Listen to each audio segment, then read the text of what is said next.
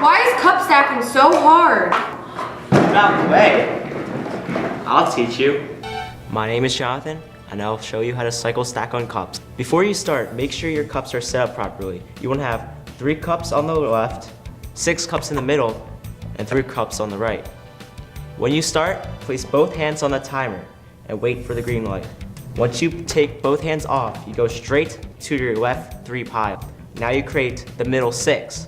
You want to grab 3 cups on your right and 2 cups on your left.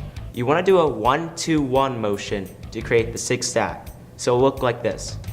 2, 1, 2, 1. Then you create the right 3 stack. Now what you want to do is collapse them. You want to go straight from your right to your left.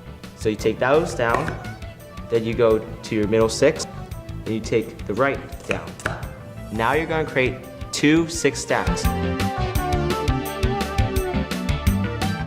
So you're going to collapse these 2, then you collapse this stack. Now creating your 1-10-1 stack, take 2 cups off the top. So you're going to place 2 cups on the end, as easy as that. You grab your 2 cups, you want to do an X motion, all on your right, 1 on your left, and you end it back in your original 3-6-3 stack. Now, let's do it all together.